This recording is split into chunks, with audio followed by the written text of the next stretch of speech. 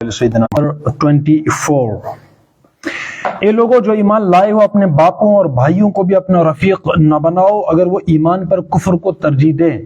تم میں سے جو ان کو رفیق بنائیں گے وہی ظالم ہوں گے. اے نبی کہہ دو کہ اگر تمہارے باپ اور تمہارے بیٹے اور تمہارے بھائی اور تمہاری بیویاں اور تمہارے عزیز و اقارب اور تمہارے وہ مال جو تم نے کمائے ہیں اور تمہارے وہ کاروبار جن کے ماند پڑ جانے کا تم کو خوف ہے اور تمہارے وہ گھر جو تم کو پسند ہیں تم کو اللہ اور اس کے رسول اور اس کی راہ میں جہاد سے عزیز تر ہیں تو انتظار کرو جہاں تک کہ اللہ اپنا فیصلہ تمہارے سامنے لے آئے. اور اللہ فاسق لوگوں کی رہنمائی نہیں کیا کرتا. صدق اللہ العظیم. یہ مکمل ہوتا ہے رکوع تیسرا آیت نمبر 24 پر.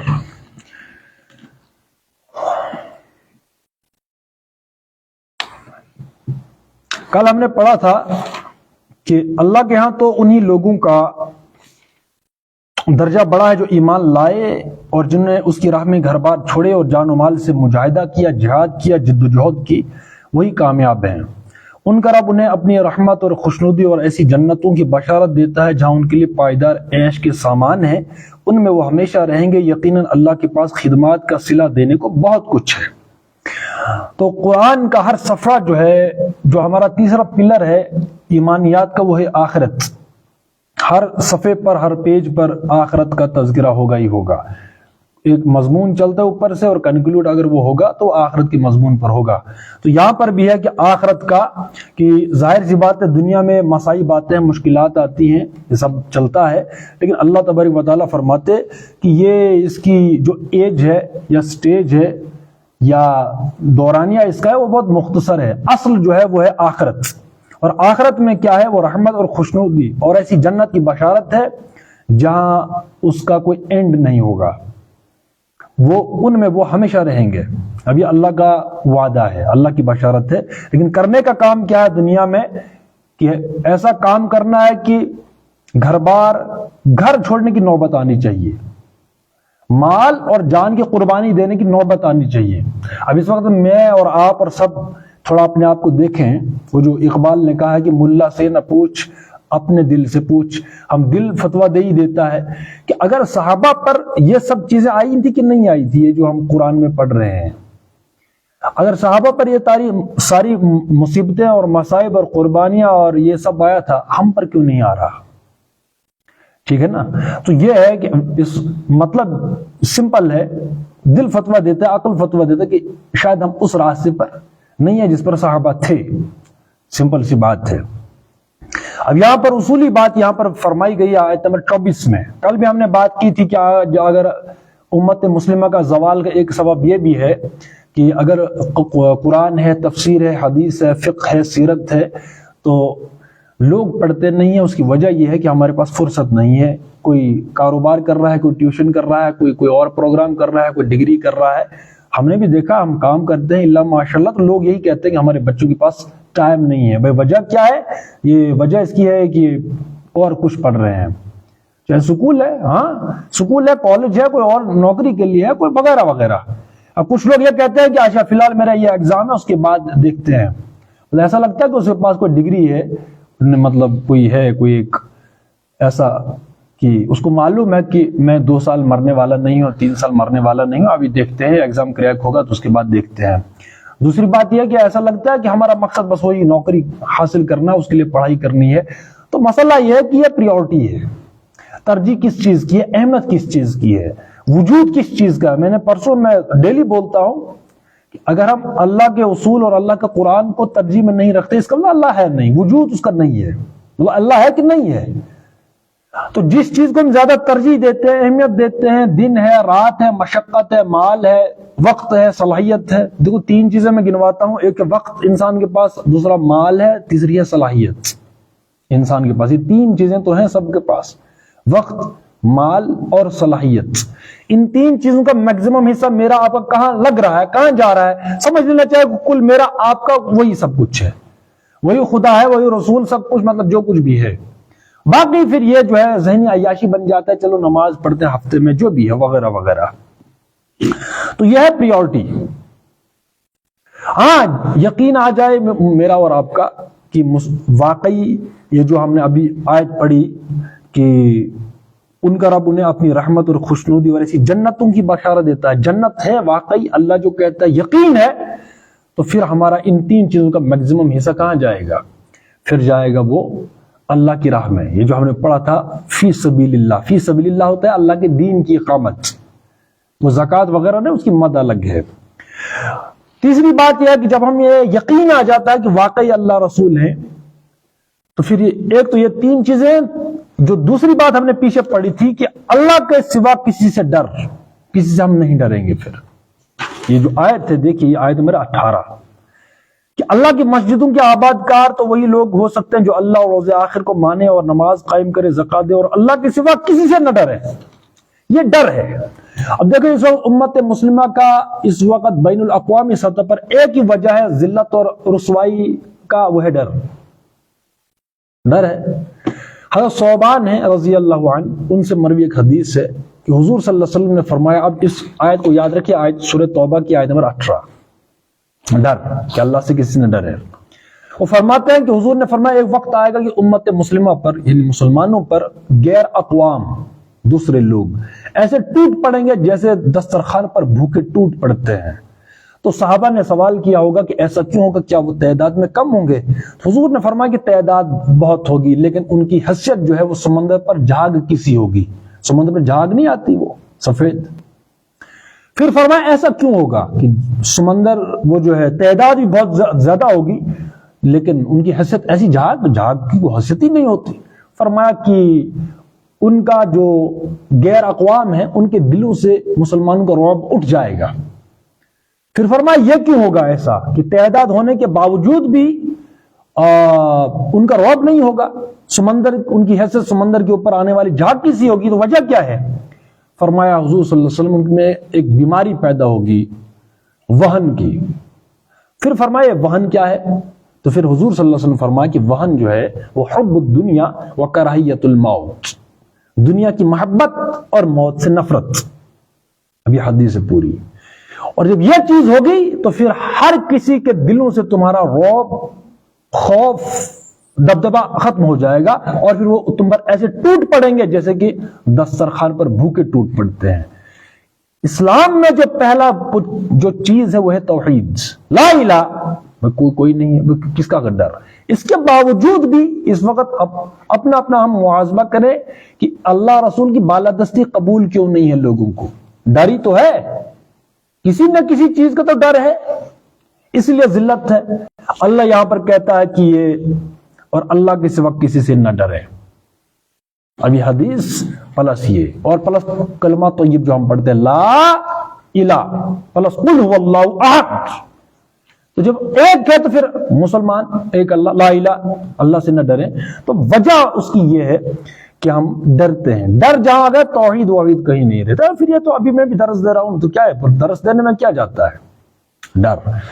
ہاں اس کے ایک وجہ ہے، ایک ترتیب ہے.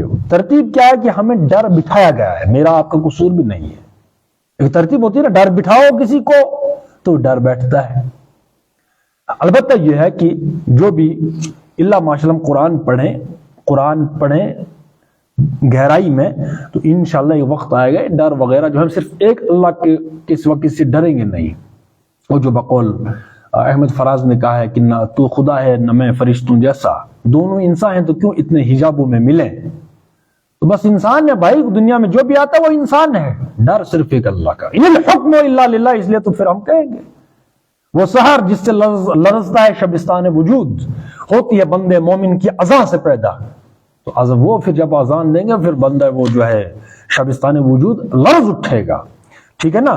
تو جب یہ چیز آتی ہے ڈر خوف، اب اللہ جو اصول یہاں پر یہ دیتا ہے 24 میں، اے لوگوں جو ایمان لائے ہو اپنے باپوں اور بھائیوں کو بھی اپنا رفیق نہ بناؤ اگر وہ ایمان پر کفر کو ترجیح دیں. مطلب اگر پریورٹی ماں باپ بھائی بہن جو بھی ہے، مطلب یہاں قریب کے رشتہ دار گنوائے گئے ہیں، کون؟ باپ ہیں، بھائی ہیں، رفیق دوست، کہ اگر وہ قریب ہیں، اقرب ہیں کفر کے، مطلب اسلام ان کے نزدیک ترجیح میں نہیں ہے، تو ان کو بھی اپنا دوست نہ بناؤ.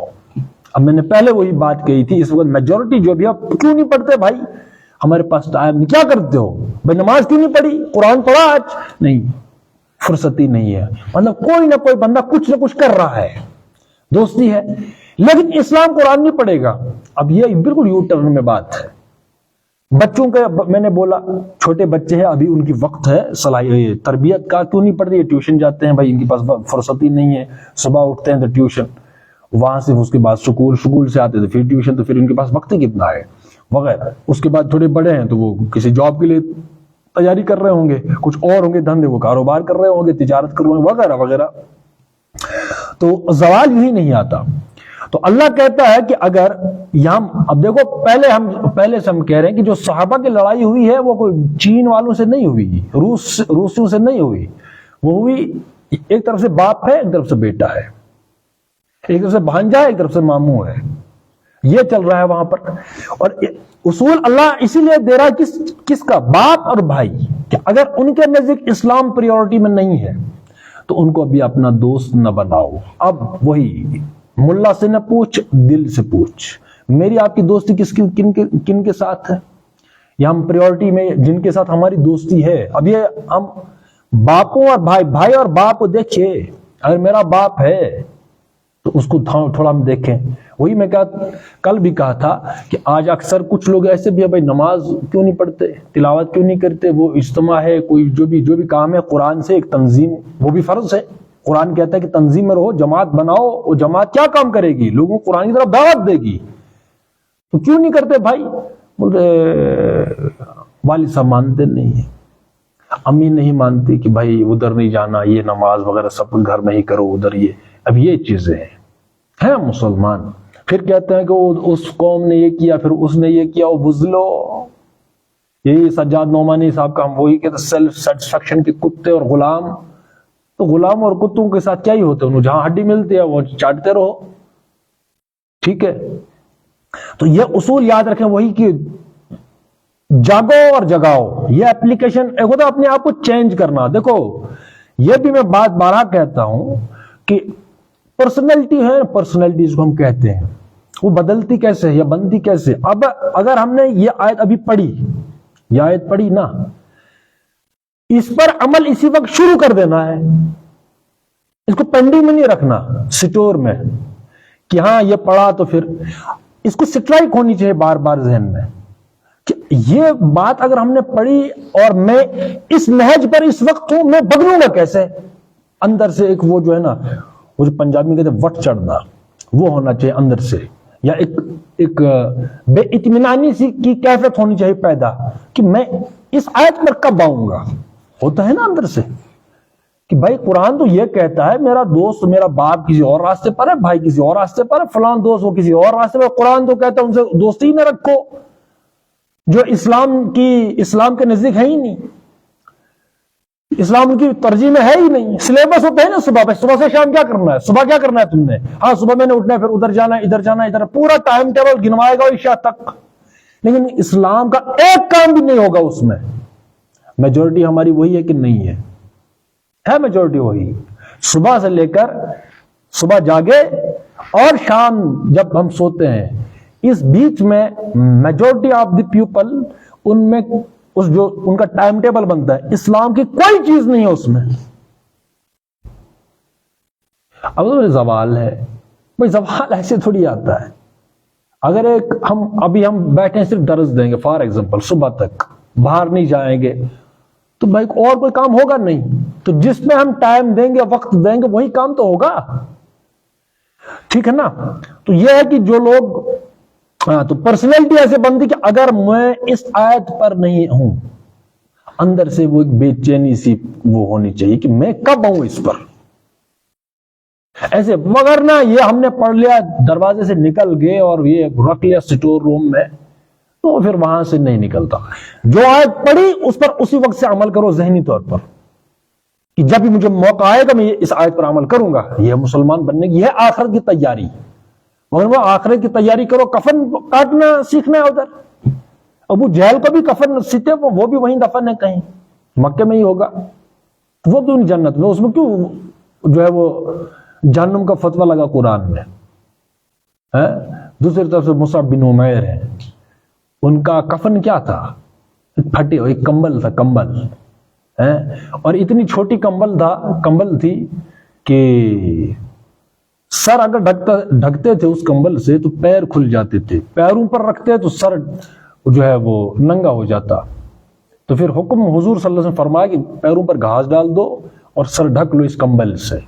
یہ تھا آخری کفن حضرت مصعب بن عمیر کا. اور ہم آخرت کی تیاری کیا کر رہے ہیں؟ تو ان پہ کوئی کفن تھا جو ہم جس کفن سے واقف ہیں میں اور آپ، 3 تہیں ہونی چاہیے اس میں، پھر ایسے کاٹنا ہے، پھر وہ کرنا ہے، یہ کرنا ہے، ویسا کفن تھا؟ کمبل تھا، پھٹا کمبل، وہی وہ اوڑھتے تھے. اور جب وہ شہید ہوئے تو وہی ان کا کفن بنا. لیکن پھر بھی جو ہے وہ صحابی ہیں. اور آج جو ہے اگر کوئی 5 مطلب کہیں برانڈڈ کفن بھی لایا جائے کہیں جو ہے وہ سعودی سے کہیں سے بھی، اور وہ پہنایا جاتا کسی ابو جہل کو اور کسی منافق کو اور آج کے مسلمانوں کو، ان کو کون یہ بولے کہ تم تو بس یہ کفن تم نے پہن لیا چلو بھائی سیدھے جنت میں. کفن سے معیار نہیں ہے جنت جہنم کا، اس میں ہو کہ مصعب بن عمیر نے کیا کیا، ہم نے وہ کیا یا نہیں کیا. پھر کفن ملے نہ ملے کوئی مسئلہ نہیں، دنیا میں کام کرنا ہے، پھر کفن کچھ بھی ملے. شہید کے لیے کیوں بولتا ہے بھائی جس حالت میں اس کو دفن کر لو، کیوں نہیں اس کو کفن پہناتے؟ اب اتنی بڑی سٹرائک یا اتنا بڑا ریمائنڈر ہے یا پچوکا ہے کہ بھائی عقل کے ناخن لو، اس نے وہ کام کیا دنیا میں وہ جس کے لیے آیا تھا، تو بس وہ مرا ہی نہیں. تو بھائی اب ہم مر جاتے ہیں، وہ اس لیے اس کو لپیٹو. جو زندہ ہے نا اس کو کفن مردوں کے لیے ہوتا ہے، زندوں کے لیے کفن نہیں ہوتا. اس لیے جو زندہ ہوتے ہیں ان کو ایسے ہی رکھ لو تھوڑا ریسٹ پہ، اور جب آخرت کا وقت آئے گا قیامت کا وہ ویسے ہی اسی لباس پہ اٹھیں گے. آپ سمجھ رہے ہیں؟ تو اتنی بڑی علامت سے بھی ہم نہ سمجھے. قرآن کہتا ہے یہ جو جس نے دنیا مصعب بن عمیر کی ہم نے جو مثال دی، اس نے دنیا میں وہ کام کیا جس کے لیے واقعی جس کے لیے اللہ نے اس کو بھیجا تھا. کوئی کفن کی ضرورت نہیں بھائی، ایسے گھاس ڈال دو اوپر سے. اس نے وہ کام کر دیا جو جنت کے لیے کام تھا، وہ تو کر دیا اس نے. اب جنت کا لباس اللہ خود ہی پہنائے گا. تو یہ تھا کہ جب وہ یقین آ جاتا ہے پھر باپ بھائی. اب کتنی مثالیں ہیں کہ ایک طرف سے بیٹا ایک طرف سے باپ ہے، تلواریں ہیں، اور کتنے بیٹوں نے باپوں کے سر کاٹے ہیں صحابہ نے. ایسی مثالیں بھی ہیں نا، کاٹے ہیں. یا ہم یہ کہہ رہے ہیں کہ اگر ایسی مثالیں زیادہ نہیں ہیں تو جو آپس میں لوگ تھے وہ آپس کے رشتہ دار تھے. اس لیے اللہ کہتا ہے یہاں پر یہ لوگوں جو ایمان لائے اپنے باپوں اور بھائیوں کو بھی اپنا رفیق نہ بناؤ اگر وہ ایمان پر کفر کو ترجیح دیں. تم میں سے جو ان کو رفیق بنائیں گے، بھائیوں کو بھی باپوں کو بھی، تم میں سے وہی ظالم ہوں گے. اب یہ قرآن ہے. اب ہم ایک ہی بات کہہ رہے ہیں کہ دیکھو بھائی یہ سورہ توبہ بالکل آخری سٹیج کی مطلب اصول دے رہا ہے. سورہ توبہ ہماری اوقات وہ نہیں ہے جو اس کا یوں سمجھیں کہ جس کانٹیکسٹ میں ہم یہ سب پڑھ رہے ہیں سورہ توبہ، جس کانٹیکسٹ میں یہ آئی ہے سورہ توبہ بغیر بسم اللہ کے. ہم ایک ہی بات کہہ رہے ہیں کہ اس وقت میری آپ کی اوقات ہے اپنا سوشل سسٹم بدلو. ہم 2-4 چیزیں کہتے ہیں تو اس میں بھی ہم کمپرومائز کر جاتے ہیں. جب این جو ہے وہ شادی کی بات آتی ہے، ولیمے کی بات آتی ہے، فلاں مطلب جو میرے اختیار میں ہے اس کی باری آتی ہے، وہاں پر بھی کمپرومائز. کیوں؟ اب باپ نہیں مان رہے، بھائی نہیں مان رہے ہیں، رشتہ دار نہیں مان رہے، کیا ہی کریں؟ وہیں تانڈو مچ جاتا ہے. مطلب میں صحیح حق پر ہوں اور لیکن وہاں میری کوئی نہیں چلتی. ان کا لحاظ ایک دو پروٹیسٹ. فار ایگزامپل اگر میری اسلام کے مطابق کوئی بات نہیں چل رہی تو پھر پروٹیسٹ پہ رہو نا کہ بھائی میں تمہارے ساتھ نہیں ہوں، میں تمہارے کوئی سپورٹ کرنے والا نہیں، کوئی ہاتھ بٹانے والا نہیں. ایک یہ پروٹیسٹ ہے، ٹھیک ہے. مطلب گھر میں شادی ہو رہی ہے، کوئی فنکشن ہو رہا ہے، کچھ بھی، ایک بندہ کہہ رہا ہے کہ بھائی اسلام یہ اصول دے رہا ہے، ان اصولوں پر یہ کام ہونا چاہیے. اور میجورٹی جو ہے وہ کفر کے نزدیک ہے مسلمان بائی برتھ، اسلام ترجیح میں. لیکن اب اس کے وہ کیا کرے؟ وہ جو کہہ رہا ہے کہ اسلام کے مطابق یہ کام ہونا چاہیے، وہ یہ ہونا چاہیے کہ وہ کنارہ کشی اختیار کری. ان سے کوئی تعاون نہیں، بالکل پروٹیسٹ. میں کام بالکل کچھ بھی نہیں، نہ میں یہاں کھاؤں گا نہ میں کام کروں گا، میرے کو اس سے واسطہ نہیں کیا مطلب کہ نہیں، وہ ڈٹا ہے اپنے اس پر. لیکن ایک بندہ وہ ہے جو کہتا ہے بھائی یہ ایسا ہونا چاہیے، نہیں چلو ٹھیک ہے، پھر وہ بھی انہی کے ساتھ. اس کا مطلب اس کو خود ہی سمجھ نہیں آیا کیا مسئلہ ہے. ٹھیک ہے نا. تو اس آیت کو یاد رکھیں کہ یہ لوگوں جو ایمان لائے ہو، صرف ہم سوشل سسٹم کی بات کریں. اس وقت ہم ولیمے کو بند کر سکتے ہیں، جو لڑکیوں کا ولیمہ ہے اس کو ہم بند کر سکتے ہیں. نمبر 2، جو لڑکے کی شادی پر جو ولیمے پر جو عیاشی ہوتی ہے اس کو ہم ختم کر سکتے ہیں. اس لیے ہم نے بھی ایک بار کیا تھا، میں اس نتیجے پر پہنچا ہوں کہ کچھ کھلا پلا دو، چائے ہے، کوئی جوس ہے، کوئی مشروب ہے، کچھ بھی کھلا لو. پیٹ بھرنے کا کام نہیں کرو. اسلام ہے. اسلام کرین کی طرح نہیں کسی چیز کو اٹھاتا اور یہاں فٹ کر دے اسلام کا ولیمہ اور کاٹو بکرے اور وہ نہیں. اس وقت سب سے زیادہ ضرورت کس چیز کی ہے؟ وہ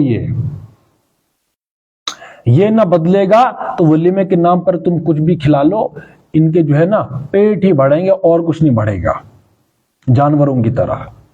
اس وقت سب سے ولیمے پر خرچ ہوگا کچھ، تو سب سے زیادہ خرچہ کرنے کی ضرورت ہے وہ تفسیر خریدو اور بانٹو ولیمے کے موقع پر، اور کچھ کھلا بھی لو، کیا جاتا ہے. لیکن جو اس وقت رسم بن چکی ہے اتنی ڈشز، اور پھر نمود و نمائش ہے، مقابلے ہوتے کہ نہیں ہوتے.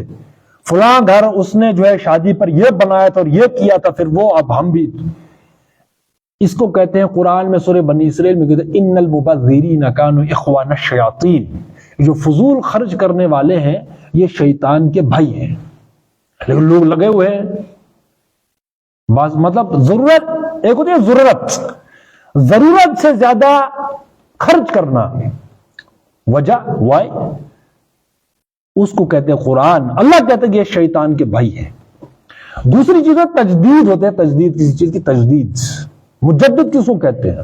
جو تجدید کا کام کرتا ہے. اس وقت ہم یہ دیکھیں کہ ضرورت کس چیز کی ہے. کیا ولیمے کا کانسیپٹ اسلامی رہا کہ نہیں رہا؟ اب ولیمہ سنت ہے، کیا اس وقت فرائض پورے ہو رہے ہیں؟ جماعت کے ساتھ رہنا، جماعت بنانا اور تبلیغ کرنا، اقامت دین کا کام کرنا فی سبیل اللہ، یہ فرض ہے. یہ فرض کس کو یاد رہا؟ 5 وقتہ نمازیں فرض ہیں، روزے فرض ہیں. کیا یہ کام کر رہا ہے کوئی؟ کتنے لوگ ہیں مسجد میں؟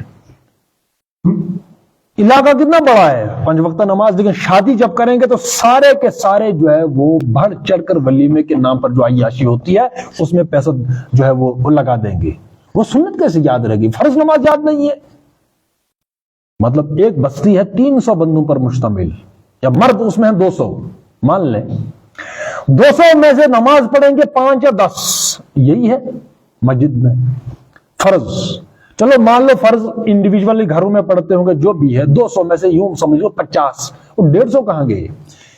تو 150 لوگ جو ہے 150 ان کو فرض کا کوئی احساس نہیں ہے. لیکن جب شادی کا وقت آئے گا ولیمہ ایسی رسم بن چکی ہے کہ مطلب یوں سمجھ لیں بغیر سوچے سمجھے اس ولیمے کی رسم کو پورا کر کے دوڑ پڑیں گے، جتنا پیسہ ہے خرچ کرو. یہ نہیں کہ بھائی یہ ولیمہ ہے یہ سنت نہیں، ایسی رسم بن چکی ہے کہ مطلب شادی کا نام آتے ہی ہمارے ذہنوں میں وہ چیزیں ساری کی ساری ذہن میں آ جاتی ہیں. اچھا شادی کا مطلب یہ چیزیں جمع کرنی ہے. اگر یہ رسم بن چکی ہے اس کو توڑو. توڑنے کا ایک ہی واحد حل ہے کہ جو شکل اس وقت ولیمے کی ہے کیا ہے؟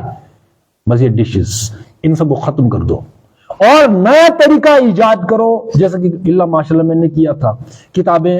اور کون سی کتابیں؟ صرف تفسیر. اور جو بھی جب آپ یہ کہیں گے کہ بھائی ہم نے تفسیر گفٹ تحفے کے طور پر شادی ولیمے کے نام پر جو ہے وہ ولیمے کے موقع پر کتابیں بانٹنی ہے اور جو ہے جوس دینا ہے یا جو بھی ہے، جو بھی مطلب کوئی مہمان آتا ہے بھائی چائے چلو پانی پلا لو، کوئی چائے کا کپ پلا لو، بس اتنی سی بات ہے. تو پھر بہت ہی گننے چکے لوگ آپ کے ولیمے پر آئیں گے. تو جو بھی آئے گا اس کو گفٹ کر لو تفسیر. اس وقت یہ ضرورت ہے. میں پھر سے وہی کہہ رہا ہوں کہ اگر 100 لوگ اس کام کو کریں گے وہ کلچر نہیں بنے گا تو بنے گا. لیکن وہی ہے یہ ہٹو بچو قسم کا پروگرام کون چھوڑے، لوگ باتیں کریں گے تو پھر ٹھیک ہے، ان کے لیے اسلام نہیں ہے. جا بیٹھ کسی غار میں اللہ کو کر یاد، ہوا ہو جدھر کی چلو تم ادھر کو. یہ خس و خاشاک پر اڑنے والے ان لوگوں کے لیے نہیں ہے۔ پانی کے بہاؤ پر بہنے والے حشرات الارض اور ہر رنگ میں رنگ جانے والے بے رنگوں کے لیے اسلام نہیں اترا۔ اس میں گالیاں بھی کھانی پڑتی ہیں، اس میں تانے بھی سہنے پڑتے ہیں، کچھ نیا کام کرنے کے لیے پہلی عمارت توڑنی پڑتی ہے۔ اس لیے اللہ کہتا ہے کہ ان کو رفیق نہ بناؤ جو اسلام سے دور ہیں، کفر سے نزدیک ہے، اسلام جن کی پریورٹی میں نہیں ہے۔ تو اس لیے ہم یہ کہہ رہے ہیں کہ اس وقت ہم صرف سوشل سسٹم کو بدل سکتے ہیں، اور بدل سکتے ہیں بھائی 200-300 لوگ جو اس وقت جتنی بھی جماعتیں ہیں، جو جماعتوں کے ساتھ بریلوی ہے، دیوبندی ہے، اہل حدیث ہے، جماعت کے ساتھ جو بھی ہیں، ان سے منسلک اگر صرف وہ لوگ ان چیزوں پر عمل کریں سوشل سسٹم پر، تو پورا کلچر نہیں بنے گا، وہ ختم ہو جائے گا یہ سب چیزیں۔ لیکن کرے گا کون؟ اس لیے جو بھی ہے انڈیویجول کوشش ہے، الا ماشاءاللہ۔ خدا ہم سے صرف اتنا پوچھے گا بتاؤ تم نے کیا کیا، یہ نہیں کہ بتا تو نے جس وہ بستی میں رہتا تھا تو نے وہ عمارت قائم کی تھی، یہ نہیں پوچھے گا۔ جس ویلی میں تو رہتا تھا، وہ ویلی کا ٹھیکہ نہیں ہے ہمارا ہے پیغام پہنچا دینا۔ باقی جس کی وہ جو ہے، جیسے میں نے کہا اللہ نے عقل دی ہے، اور سبق لیں کسی سے، ٹھیک ہے نا؟ تو یہ ہے، اس لیے لوگوں کی مثال نہیں، بھائی اور باپ، ماں بہن، یہ اگر وہ بھی اسلام کے قریب نہیں ہے تو پھر ان کی بھی پرواہ۔ ایک ہی جملہ آپ کہہ لیں، یہ آیت بہت بڑی ہے، ابھی میں ڈیلی حوالے دیتا تھا، وہ جو کانٹ کا ایک جملہ ہے، if the truth shall kill them let them die۔ آپ اس آیت کو یاد رکھیں، آیت نمبر 24 سے، اے لوگوں جو ایمان لائے اپنے باپوں اور بھائیوں کو بھی اپنے رفیق نہ بناؤ اگر وہ ایمان پر کفر کو ترجیح دے۔ اب کوئی شفقت، کوئی رحم، کوئی نرمی، اس کی کوئی گنجائش ہے؟ یہ باپ ہے یا وہ ہے؟ جہنم میں، آخرت میں باپ بیٹے سے بھاگے گا، بیٹا باپ سے بھاگے گا، ماں بیٹے سے بھاگے گی، یہ ہوگا وہاں پر، نفسی نفسی۔ اس لیے سب سے بڑی جو حقیقت ہے وہ موت ہے، اور سب سے بڑا جو بھیانک حادثہ اگر ہے وہ کسی کا، وہ ہے جہنم میں جانا۔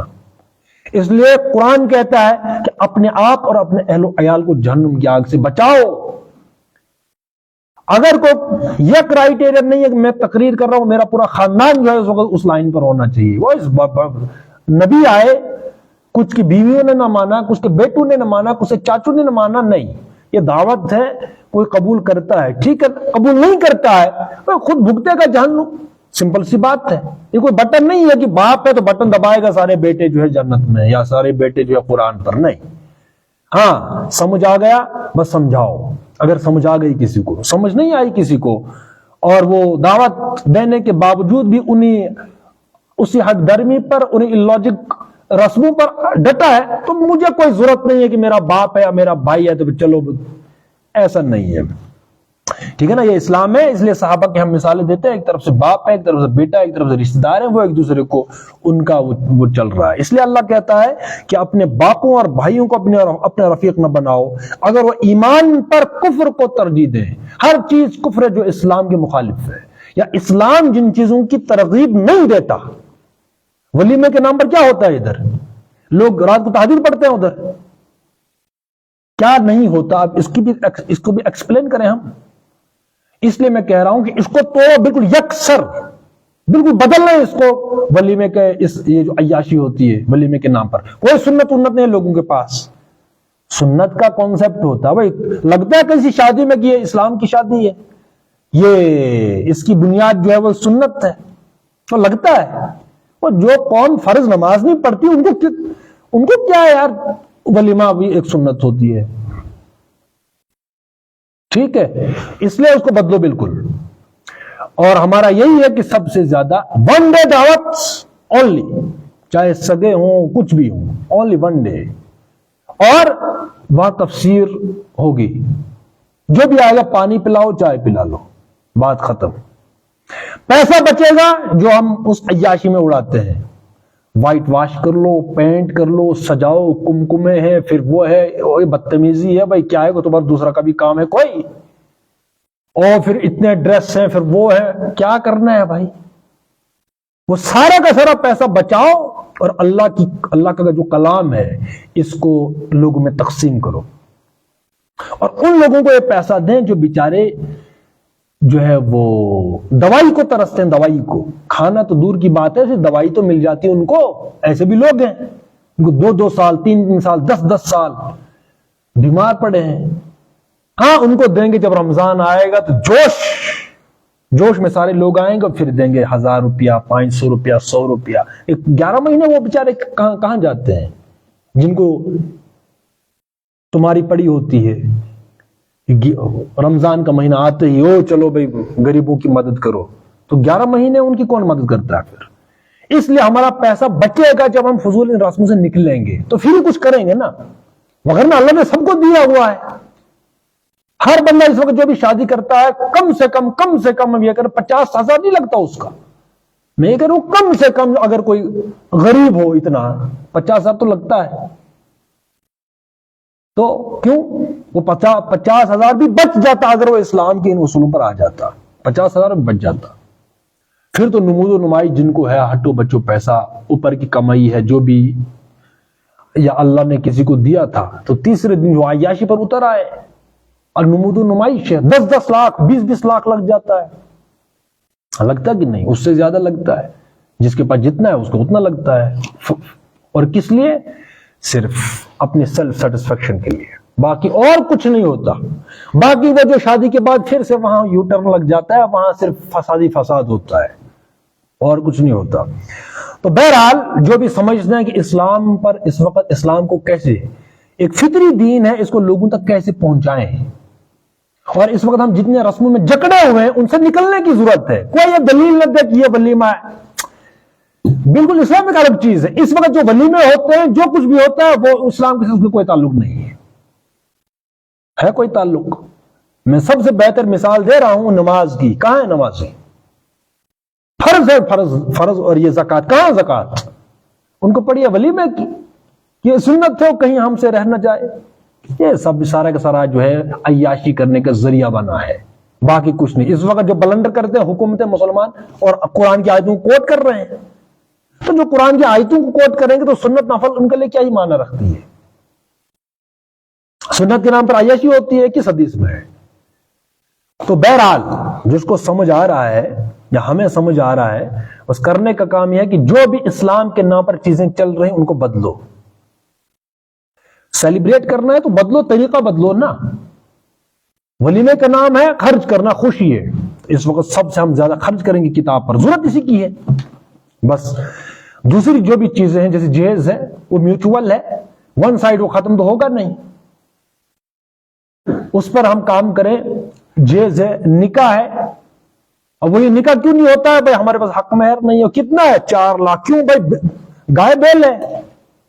نہیں بھائی تھوڑا کم کرو. مطلب بارگیننگ ہو رہی ہے امت، یہ کہہ رہی ہے پھر کہ نہیں ولیمہ سنت ہے. جب نکاح ہوتا ہے بارگیننگ ہوتی ہے وہاں پر، اور کون کرتا ہے؟ نہ دولہے کو پتا ہے، نہ دلہن کو پتا ہے، نہ لڑکی کو پتا ہے. لڑکی کو پتا ہے جن کا نکاح ہو رہا ہے. بارگیننگ کون کر رہا ہے؟ اور لوگ. اور بھائی چلو بھائی 6 لاکھ. نہیں جناب ہم تو اپنے ہیں، کچھ تو کم کرو. پھر 5 لاکھ 3 لاکھ 6 لاکھ یہ بارگیننگ ہو رہی ہے. مثالیں دیتے ہیں ان جاہلوں کی، ان کی اور غیر ان کا بھی صحیح ہے. جن کی پوری عمر جو ہے جہالت میں گزری ہے تو انہیں مثالیں وہی دینی ہیں. اس لیے جو نئی نسل ہے ان کو سمجھنا پڑے گا. یہ جو اوپر کے ہیں یہ نہیں سمجھتے. ان میں جو کچھ بھی کنکریٹ ہو چکا ہے، جو کچھ بھی ان کے تصورات ہیں وہ مانیں گے نہیں. ہماری جو ایج کے لوگ ہیں ابھی جنہیں کچھ کرنا ہے وہ آ جائیں اسلام کے اصولوں پر، بالکل سکون ہے 100%.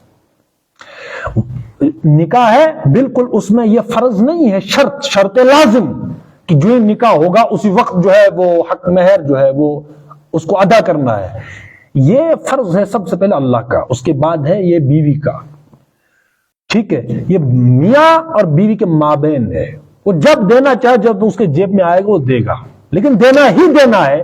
اور اگر نکاح کے موقع پر ہو یا رخصتی کے موقع پر تو ٹھیک ہے، ایک کاندھے سے بوجھ اتر جائے گا، شوہر نے دینا ہی تھا وہ مہر.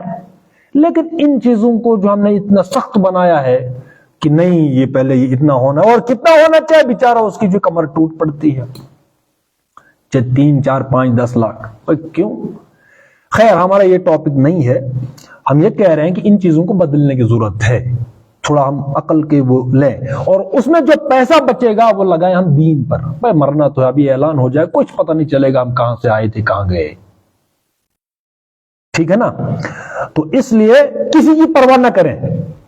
کس کی؟ مطلب گھر والوں کی سب سے پہلے ان سے بغاوت کرنے کی نوبت آتی ہے. اللہ کہتا ہے کہ ان کو بھی اپنا دوست نہ بناؤ اگر وہ اسلام سے دور ہیں.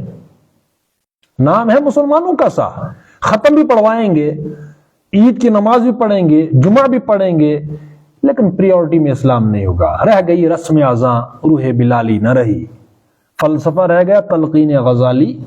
اگر اس لیول کے لوگ ہیں ماں باپ تو ان کو کہنا چاہیے کہ if the truth shall kill them let them die. ان کو اپنی آخرت کی نہیں ہے تو مجھے کون سی پرواہ ہے ان کی. تو انشاءاللہ اس سے آگے ہم کل پڑھیں گے. والعصر ان الانسان لفی خسر